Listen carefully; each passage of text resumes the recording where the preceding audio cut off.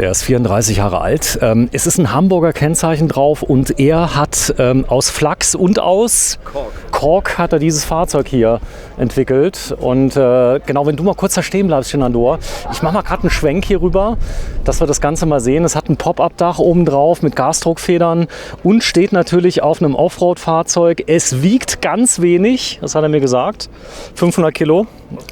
Das heißt, man könnte es sogar auf einen Raptor packen, der nur 500 Kilo tragen kann, ausgebaut, aber dann kann man nichts mehr mitnehmen. Aber ein typisches Fahrzeug, 1000 Kilogramm Nutzlast, da kann man richtig was mitnehmen. Und die Form, muss man ehrlich sagen, das ist eine Symbiose aus den 50er Jahren plus LED-Technik. Das heißt, er hat sich richtig viel Gedanken gemacht, wie so ein Teil geil aussehen soll. Das ist Modell Nummer 2. Hat bereits schon mal 1 gebaut. Ich schalte mal gerade das Licht an, Lights on für Shenandoah. Grüß dich herzlich. Hallo. So, du bist nicht bei der Lufthansa und servierst heute, sondern das sind die Materialien, aus denen das gebaut wird. Und das ist der Max. Grüß dich, Max. Moin. Hallo Max, du kommst aus Hamburg. Ich komme aus der Nähe von Hamburg. Wir haben in Hamburg gewohnt und haben da angefangen und sind jetzt, weil wir eine kleine Tochter gekriegt haben, aufs Land gezogen. Wohnen aber immer noch in der Nähe und wir bauen das auch in Kiel. Also das ist alles handgefertigt in Norddeutschland. Vollkommen verrückt. Das heißt, du baust in Kleinserie im Moment, oder? Genau. So, das ganze Handarbeit. Das ist alles Handarbeit. In so einer Kabine sind 1500 Stunden. Es ist eben, also das Verarbeitungsprinzip kommt aus dem Bootsbau. Das wird wie im Boot auch in der Negativform laminiert. Das heißt, die einzelnen Lagen werden übereinander gelegt, dann wird der Kork da drauf gelegt, dann wird ein Vakuum drüber gezogen und dann wird das Ganze mit dem Infusionsharz getränkt. Und das ist alles aus nachwachsenden Rohstoffen. So, ich darf mal fragen, was du gelernt hast? Ich bin Hausverwalter. Ah, gut, macht Sinn. Ja. Aber du hast eine Liebe, du bist wahrscheinlich Handwerker ein bisschen? Ich bin Heimwerker, sagen wir mal so. Und wir sind, also meine Frau und ich sind 2 Jahre mit einem Land Rover die Panamericana gefahren. Haben eine unterwegs, 2 Jahre? Genau, für 2 Jahre. Von 2017 bis 2019 sind gerade noch rechtzeitig wiedergekommen, bevor der ganze Corona-Kram losging. Und haben dann eben uns unterwegs überlegt, wie wir ein bisschen mehr Komfort in unsere Reise kriegen. Krass. Und ich frage mal so, das ist jetzt nicht dein Hauptberuf, oder? Doch, das ist mein Hauptberuf. Dein Hauptberuf. So, ja. Und das heißt, du hast dein Hobby zum Beruf gemacht. Das Ganze ist natürlich Last, nehme ich an. Das bedeutet, das ist jetzt ein Wohnmobil oder ist das hier jetzt Nutzlast? Das ist ein Wohnmobil. Das ist ein Wohnmobil. Das heißt, du hast auch eine Zulassung, Einzelabnahme, der ganze Käse.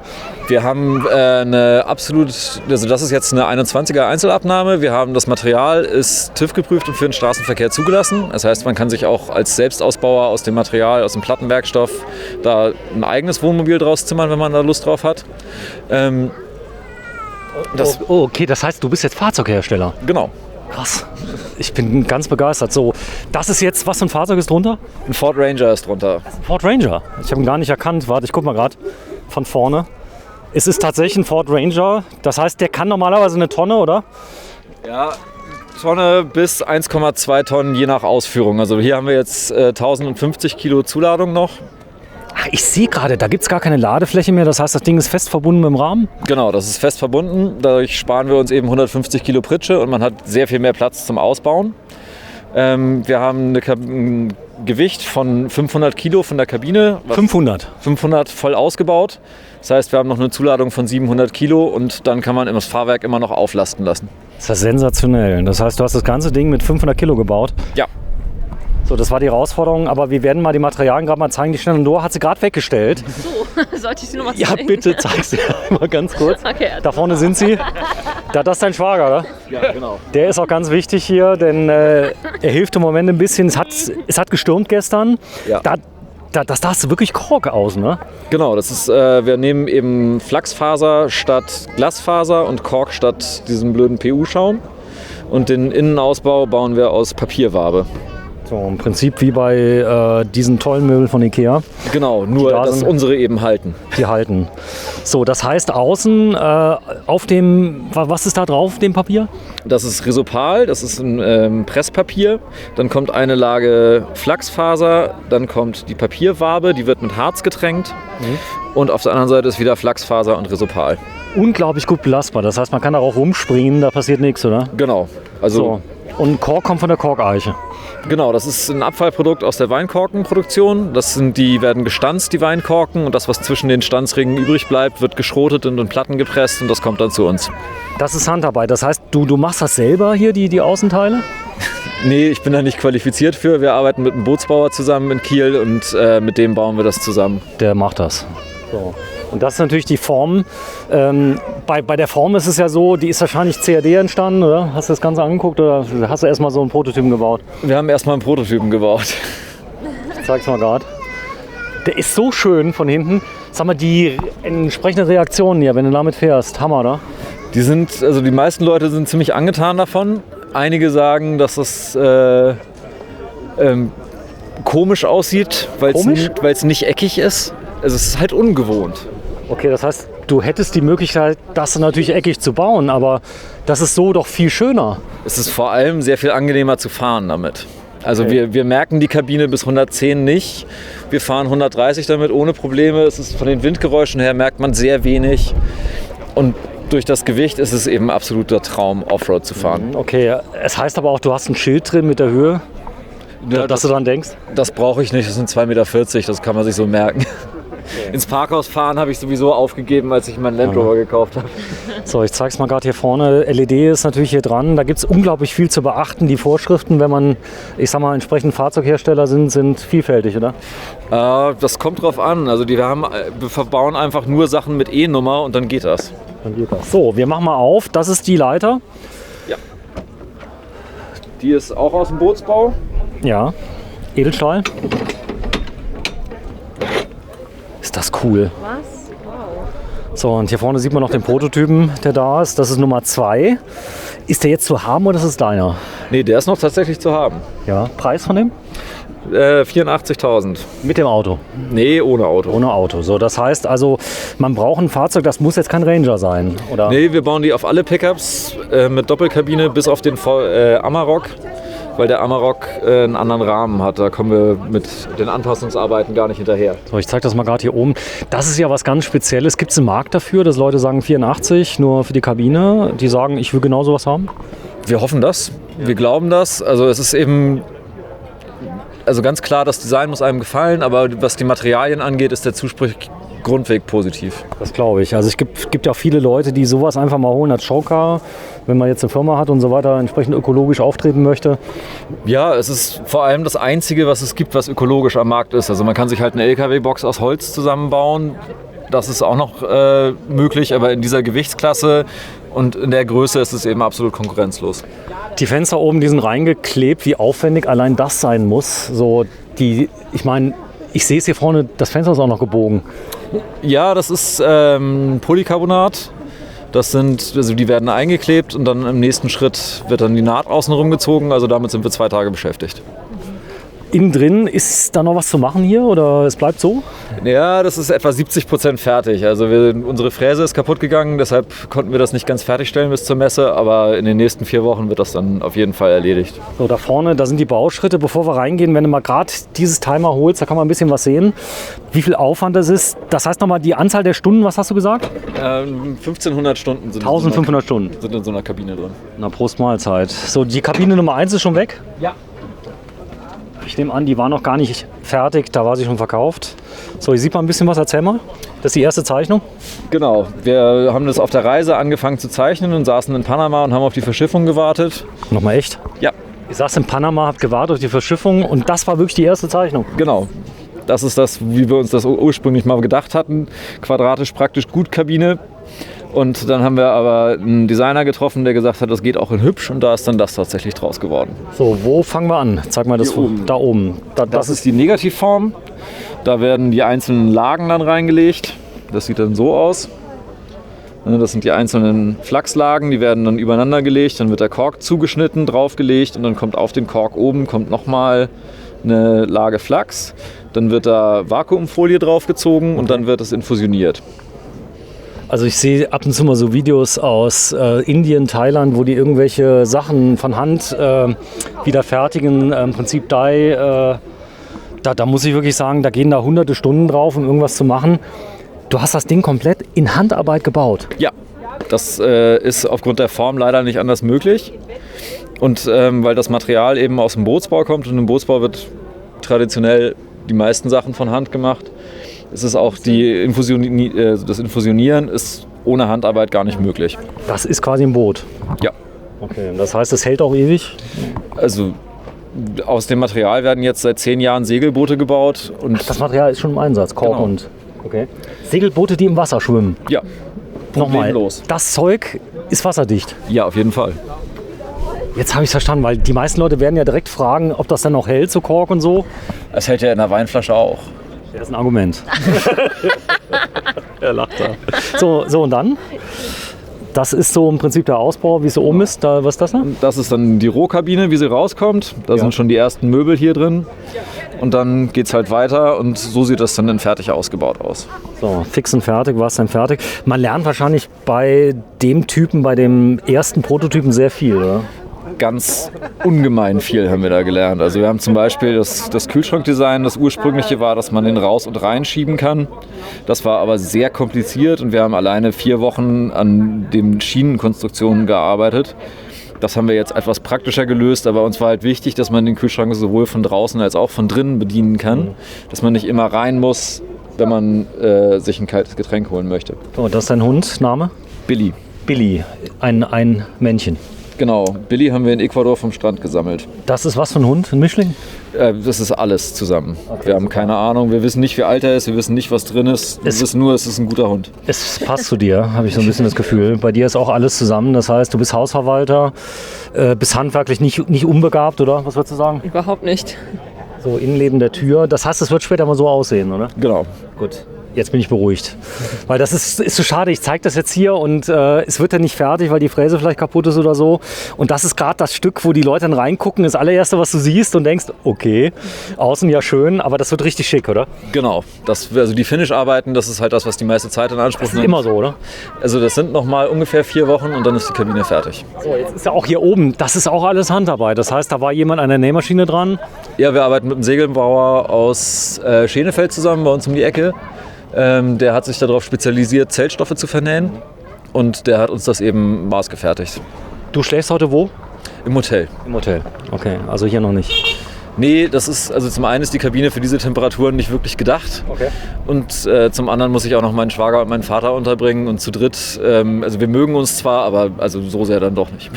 Das ist schon ein klein wenig erklärungsbedürftig. Also nochmal, die Kabine kostet 86, so ein, ich sag mal, der kleinste kostet so um die 30 neu. Ja. Das wäre der allerkleinste, man nimmt aber den einen für 45, da bin ich bei 130, dann geht's ja wieder. Ja. Weil es gibt ja auch Wohnmobile für 130, kein Thema. Würdest du auch das Auto besorgen, wenn jemand sagt? Aber natürlich, überhaupt kein Problem. Also wir arbeiten mit einem Ford-Händler zusammen, da kriegen wir vernünftige Deals rüber. Ich finde es erinnert mich unglaublich an früher die Industrie in den 50er, 60er Jahren. Da gab es ja viele kleine Autos, die so gebaut worden sind. Im Prinzip meistens aus GFK waren ja die Aufbauten. Wenn du mal gerade reingehst, bitte, dann gehen wir mal rein und du auch vielleicht mal dahinter, denn es wird kalt. Wir drehen nämlich heute am 22. Oktober 2021. Hier ist Sturm und das ist jetzt der Engel-Kühlschrank. Da hast du nicht gerade den billigsten genommen. Den nehmen wir, weil wir wissen, dass der funktioniert. Den hatten wir unterwegs mit im Land Rover. Der hat 2 Jahre, wurde der also nicht gepflegt, sagen wir mal vorsichtig. Und der hat einfach alles mitgemacht. Ich glaube, dass diese Tour 2 Jahre, die hat dich komplett verändert, oder? Absolut, 180 Grad. Es war vorher, ich nehme an, dass du einen normalen Job hattest, oder? Ja, ich war Hausverwalter und habe dann als Kellner nebenbei gearbeitet. Meine Frau ist Koch, also... Ja. Wir haben ihr habt ein normales 9 to 5. Nee, Quatsch, ihr wart in der Gastro. Das heißt, ihr habt ein ganz unregelmäßiges Leben gehabt? Wir waren von 9 Uhr morgens bis abends um 11 waren wir meistens unterwegs. Und ihr habt jetzt ein Kind, oder? Jetzt haben wir ein Kind und einen Hund. Ein Mädchen oder Junge? Ja, Mädchen. Mädchen, ist cool. Ist noch sehr jung, das Mädchen? 4 Monate jetzt. 4 Monate? Das heißt, no sleep till Brooklyn, oder? Im Moment? Ja, ich freue mich, dass ich im Hotel schlafen darf im Moment. Sehr schön. So, komm, ich komm mal rein. Da unten ist jetzt eine Klappe, das ist die Dusche. Genau. Da ist eine Duschtaste drunter. Da unten? Ja. Ja, der Vorteil ist, es kann egal wie stehen, es läuft immer ab. Habe ich gelernt. Da ist die eingelassene Duschtaste drunter. So, ist noch nicht fertig, muss man sagen. Genau. Finish, wie gesagt, dauert ewig. So, den Kühlschrank zieht man so raus, damit man von draußen und von drin. So, da ist es. sehe ich. Dann haben wir ein platzsparendes Waschbecken, das wegklappt. Sehr süß. Oh, stopp, warte mal gerade. Kork. Ich muss es nochmal zeigen. Captain Kork, der da ist. Cool, danke. Und hier unten haben wir eine Trockentrenntoilette versteckt. Oh, das ist die Sparversion. Ja, der Aufsatz ist nicht mehr fertig geworden. Achso, ich habe gedacht, du musst dein Ding da reinhalten da vorne. Im Moment ist das so. Aber es würde funktionieren. Genau. Also da kommt eine richtige Trockentrenntoilette rein. Genau. Das ist cool. Ihr habt auch wahrscheinlich selbst eine dabei gehabt auf der Tour, oder eine Trockentrenntoilette? Oder wie habt ihr das haben wir nicht, deshalb haben wir die ja jetzt gebaut. Was habt ihr damals geholt? Wir hatten einen Hocker mit einer Tüte drin. Hab ich mir gedacht, ja. Das war nicht die Idealversion. Das heißt, du hast ja viel gelernt davon. Ja. So, das ist jetzt, ich sag mal, Prototyp Nummer 2, so will ich es mal nennen. Das Ganze soll, wenn es ja in Serie gefertigt wird, da musst du ja bestimmte Schritte wahrscheinlich etwas anders machen. Oder soll das nie in Serien gehen? Doch, das soll eine Kleinserie werden erstmal, damit wir, also wie gesagt, also der Entwicklungsschritt vom ersten Prototypen zum jetzigen war halt schon riesig. Und wenn das in nächster Zeit ähnlich bleibt, dann werden wir also die ersten 10 Kabinen werden wir so in Kleinserie bauen und danach wird sich das automatisieren. So, wir werden jetzt mal ein bisschen Werbung für dich machen. Erstmal das Design. Grün und weiß. Hast du gut gewählt, finde ich, oder? Passt. Zeitlos. Auf jeden Fall, sehr schön. Gruß an den Stefan vom Bimobil. Er hat wirklich so viele zeitlose Farben wie möglich dann auch verarbeitet. Das Weiß macht es unglaublich hell und natürlich, wenn die Sonne reinkommt, heizt sich nicht so auf, oder? Es ist vor allem freundlich und man sieht die Mücken drauf. Das haben wir unterwegs gelernt.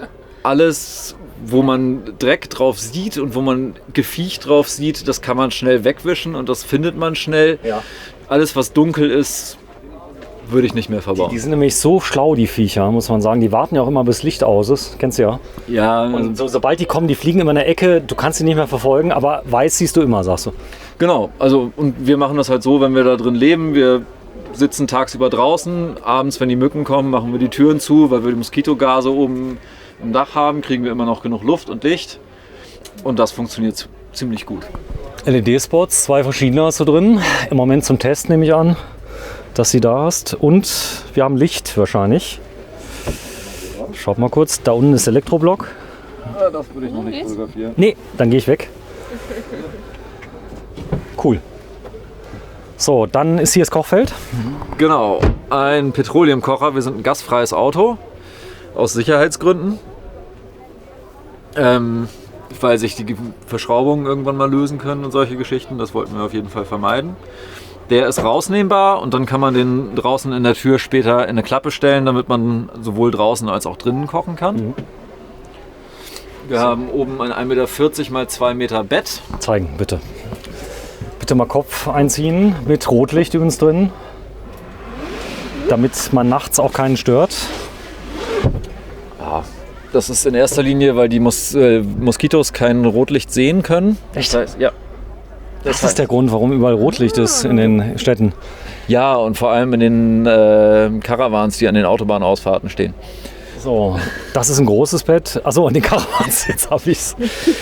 Ich schätze mal so 1,50 Meter mal 2. 1,40 Meter mal 2. 1,40 Meter mal 2. Das heißt, da kann man ganz bequem drin liegen. Genau. Man würde mit dem Kopf dann nach hinten liegen? Oder? Wir schlafen mit dem Kopf hier hinten, genau, ja. Ihr habt schon getestet, oder? Jetzt, wo es ein bisschen wärmer war? Oder ja, nicht? Natürlich. Oder ist es jetzt gerade fertig geworden, jetzt hier zur Messe? Das lasse ich mir nicht nehmen, sowas zu testen. Sehr schön. So, das heißt, du kannst hier rausgucken. Auf der rechten Seite hast du Gase. Das kannst du machen. Und dann das Licht. Oben hast du es verkleidet. Kunstleder. Genau. Das haben wir. Dahinter liegen die ganzen Kabel versteckt. Und, boah, ist das ein Aufwand, ganz ehrlich. Und dann ist es ja so, dass du das erstmal entwickeln musst und dann lernt man wahrscheinlich, wenn man es baut, ist es dann ganz anders. Wir haben viele Sachen haben wir zweimal in Probe gebaut und dann danach komplett verworfen und es dann anders gemacht. Also okay. Der Dachhimmel, das war quasi eine Notlösung und jetzt im Endeffekt sieht es halt ziemlich gut aus. Ich weiß schon wieder, was die Leute sagen werden. 86.000 Euro. Dann, sind ja nur 84.000. Sind ja nur 84.000. So ist es. Und da ist dann die Mehrwertsteuer mit drin. Genau. Muss ja fairerweise sagen, der Staat will ja auch noch ein bisschen was. Mach nochmal hoch, bitte. Ey, du hast das so gut gemacht. Sorry. Das ist auch so flach, das Bett, das gefällt mir auch. Das heißt, man könnte es ja noch wesentlich dicker bauen, aber es nimmt ja alles Platz weg. Hast du Stauraum hier? Überall unter der U-Sitz-Gruppe ist Stauraum. Dann haben wir hier oben noch unterm Bett einen Bettkasten für Jacken und so einen Kram. Ups. Hier an der Seite kommen noch Schubladen rein. Okay. Das ist dann für die Küchenutensilien und so weiter noch Stauraum. Und ins Badezimmer kommen auch noch Schwalbennester rein. So, also Badezimmer muss ich mir gerade mal vorstellen. Das hier ist der Boden, ist natürlich wasserdicht. Ja, das ist alles wasserdicht verleimt und verklebt. Das hast du schon getestet. Das heißt, man duscht einfach hier. Es gibt einen Duschvorhang oder wie läuft das? Genau, ein Duschvorhang kommt oben noch ran. Der wird dann mit Magneten rangetackert und unten auch, dass der nicht verrutschen kann. Und das ist das Material nochmal, das findet man wieder. Das ist das gleiche Material wie außen. Genau, das ist auch die gleiche Stärke wie außen. Das haben wir einfach, damit man weiß, wo man drin wohnt. Und falls ziemlich schick ist, haben wir das auch drinnen verbaut. So, ich kann ja, wenn ich schlafen will, ich muss das ja hier ausgefahren lassen. Das ist richtig, oder? Das heißt, ansonsten wird es eng. Ganz. Du stehst gerade zwar in der Sitzgruppe, aber da kommt noch ein Tisch rein. Ja. Und dann kann man die Polster zum Bett umbauen und hat hier unten nochmal 1,92 Meter mal 1 Meter, in dem man dann schlafen kann. Also man kann mit 3 Personen hier bequem schlafen. Oder als Notbett, wenn es mal sehr stürmt. Ich meine, es kann ja auch sein, sehr, sehr kalt ist, kann man auch hier schlafen. So, jetzt ist die große Frage, die Heizung. Habe ich das schon gefragt? Nee, es ist eine 2 kW Dieselheizung drin. Ja. Da sind noch keine Auslässe jetzt für drin. Aber Luft, oder? Eine Luftheizung, okay. Genau. Die ist unter Flur angebracht, dass sie keinen Stauraum wegnimmt. Und zieht es sofort aus dem Tank, also Genau. bei dem auch gefahren wird. Okay. Das ist eine recht bewährte Technik. Die geht auch meistens nicht kaputt, kommt oft aus Russland. Ne, wir verbauen eine Ebersbecher-Heizung. Ebersbecher, okay. Wir haben nämlich bei uns im Land Rover eine Ebersbecher-Heizung gehabt und die hat bei über 4.500 Metern auch noch funktioniert. Also Ach, Höhenkit, genau, Genau. das ist das große Thema. Ich habe jetzt auch zurzeit eine Ebersbecher, ich habe eine W-Basto im Moment. Funktioniert aber, die schaltet auch nicht ab nach einer Stunde, oder? nee, die ballert, Das ist die Wohnmobil-Version, okay, die verstehe. ballert einfach komplett durch. Die normale Version geht nicht in einer Stunde aus. Autarkie, Aufbaubatterie, wie habt ihr das gelöst? 100 Ampere-Stunden Lithium, wir haben 150 Watt Peak Solar auf dem Dach, 100 Liter Wassertank und eine Druckwasseranlage, 6 Liter Warmwasserboiler und haben Strom, Gas oder der Boiler? Strom Strom. auf 230 Volt. Wir haben einen 1200 Watt Inverter hier drin. Und also wenn die Sonne scheint, eigentlich egal in welchem Winkel, weil wir Ist das so lahm am Dach, oder? genau 150 Watt Peak und das Solarpanel steht auf so einem Solar Mount, heißt der. Da kann man das in alle möglichen Himmelsrichtungen drehen, also völlig egal wie die Sonne steht. Nach 3 Stunden Sonnenschein ist die Batterie voll. Wir haben auch einen Landstromanschluss und solche Geschichten. alles dabei. Da ist jetzt überall Platz. Ja, also liebe Freunde des ökologischen Baus, ohne Kunststoffe hier. Das Harz, was du getränkt hast, ist wahrscheinlich auch aus Bäumen oder Das ist auf Leinölbasis. auf Leinölbasis. Der Gelcoat ist auch auf Leinölbasis. Gelcoat, klär mich mal auf für Leute, die das nicht wissen, denn man kann solche Sachen unglaublich gut ausbessern. Ist mal irgendwas dran. Gelcoat, was ist das? Gelcoat ist im Endeffekt ein dicker, widerstandsfähiger Lack. Also das ist ein Lack, der ist ganz besonders hart und der ist eben, ich glaube, bei uns ist der 0,7 mm dick. Das heißt, wenn man mal einen Kratzer hat, kann man den einfach rausschleifen. Rauspolieren. So, und das Ganze kann man dann nochmal reparieren. Wenn es jetzt repariert wird, wird zugespachtelt wie im Bootsbau so ein bisschen? Ganz genau, also es kann mit allem Möglichen repariert werden. Wir werden das dann auch mit Reparierkit ausliefern, wo dann Flachsmatten drin sind und ein bisschen Harz. Man kann es aber auch mit Glasfaser oder mit Spachtel oder mit allem Möglichen, das ist völlig egal. So, wenn du mal so nett bist, da mal oben zumachst, dass wir das mal komplett zeigen können, wenn es zu ist. Denn ich kann mir das noch gar nicht vorstellen von der Optik, wenn es geschlossen ist. Du hast aber einen guten Stand hier, muss ich sagen. Der ist nämlich direkt auf der Ecke. Macht mal zu. Das Posthorn, das gehört. Ja. Ich wollte gerade sagen. Es sieht original aus wie so ein Lieferwagen aus den 60ern. Wobei es ist so eine Mischung aus einem UFO und einem Lieferwagen. Es ist richtig geil. Ja, als Inspiration haben wir 50er Jahre Panelvan genommen. Tatsächlich. Absolut, oder? Ja. So, ich zeig's mal gerade von der Seite, weil Es ist so außergewöhnlich, dass man es wirklich zeigen muss. Dadurch, dass es in Handarbeit ist, der Preis könnte noch ein bisschen sinken, wenn es in Serie geht. Auf jeden Fall. Also wenn wir das schaffen, das größtenteils zu automatisieren, dann wird es sinken. Wir sind beim Materialpreis, sind wir in etwa mit Carbonfaser auf einem Level. Wenn das mit der CO2-Bepreisung kommt, wird unser Preis in Relation runtergehen. Das ist eben der große Vorteil daran, dass wir also für jedes Kilo Kork, was wir verbauen, nimmt der Baum 750 Kilo CO2 auf. Also insofern, das wird in Relation auf jeden Fall ganz krass sinken. Und von der Automatisierung her, jede Arbeitsstunde, die wir einsparen, ist halt ein absoluter Gewinn. Denn ich kann mir vorstellen, dass so Leute, die das gucken und so, die stellen ja dann irgendwann die Preisfrage und dann kommt das große Grübeln, wo sie dann sagen, okay, aber man muss sich ja näher damit befassen. Denn das ist schon ein Werkstoff, ist nicht immer GfK, ist so das erste Mittel, oder? Nee, eben. Es ist vor allem eben die Handarbeit, die da drin steckt. Wir produzieren das in Deutschland, alle Werkstoffe, die wir verwenden, kommen aus Europa.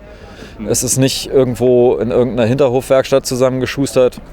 Gut, es ist Angebot und Nachfrage. Das heißt, wenn einer sagt, ich will genau sowas haben, es gibt ja auch Leute, die, ich sag mal, das nötige Kleingeld dann noch haben und dann sagen, den Typen finde ich cool. Was ich genial finde, ist die Lösung mit der Antenne, denn ich weiß, die Raptor-Antenne ist ziemlich teuer. Da ist so ein kleines Loch drin. Ja, wir haben extra, weil Ford uns einen wahnsinnigen Gefallen getan hat beim Modellwechsel und die Antenne von vorne an der Windschutzscheibe nach hinten versetzt hat, mussten wir dann jetzt extra eine Einlieger ins Dach machen, damit, wenn die Kabine hin und her wackelt auf der Autobahn, dass da nichts passiert. So, der ist aber zu, oder? Von innen? Ja, klar. Das ist zu. Ich zeig's mal gerade. Ich finde es ziemlich cool, wenn ihr Lust habt. Ich sage euch gleich mal die entsprechende Webseite, auf der das Ganze zu finden ist. Ist das diese hier? Ist Cabinier? Cabinier.de. Ist Cabinier.de. Und du heißt nochmal mit vollen Namen? Maximilian von Bruch. Maximilian von Bruch. Sehr schön. Und ich bedanke mich tausendmal, Maximilian. Ich wünsche dir unglaublich viel Erfolg. Danke. Ich finde es richtig, richtig cool. Und das sind nochmal die Anzahl der Stunden? 1500. 1500 Stunden. Das heißt, es ist ungefähr das Bimobil, wenn du ein großes Bimobil baust, sind ungefähr 8000 Stunden. Kannst dir vorstellen, das hier ist jetzt nur eine Kabine. Das geht wahrscheinlich irgendwann mal auch ein bisschen schneller, wenn du sagst, okay, jetzt kenne ich die Schritte, jetzt weiß ich überhaupt, was ich bauen will. Weil ich glaube, auch während der Bauzeit kommen immer wieder neue Ideen, oder? Die Ideen gehen nicht aus. Wir überlegen schon, also ich weiß schon 2, 3 Sachen, die ich auf jeden Fall noch mal anders bauen würde. Ideen für die nächsten 5 Jahre habe ich auf jeden Fall. Ja, vielen, vielen Dank. Das ist Cabinier. Und wenn Sie Interesse haben, einfach mal kurz googeln. Und ja, cooles Projekt hier auf der Abenteuer Allrad in in Bayern. Genau so sage ich es jetzt mal. Es ist ziemlich kalt geworden, deswegen stockt meine Stimme auch schon so ein kleines bisschen. Denn im Moment haben wir so 5 Grad. 5 Grad und das ist der erste Tag. Es wäre normalerweise gestern der erste Tag gewesen. Es hat aber richtig gestürmt, oder? Ja, es ist halt hier, unser Zelt ist durch die Gegend geflogen. Hier war ziemliche Verwüstung auf dem Platz. Also ja. Es war nicht ohne. So, und es war auch gut, dass es gesperrt worden ist. Und jetzt Tag Nummer 1, wie war die Reaktion?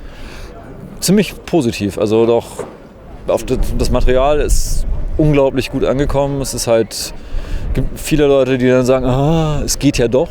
Es geht ja doch. Kork. Ja, also auch ohne, dass es eben irgendwelche komischen Fusselmatten, die mit Polyesterharz irgendwo zusammengestopft werden sind, sondern dass es eben auch möglich ist, sowas nachhaltig zu bauen. Und dein entsprechendes Fazit? Wow. Tschüss, vielen Dank fürs Einschalten. Ciao.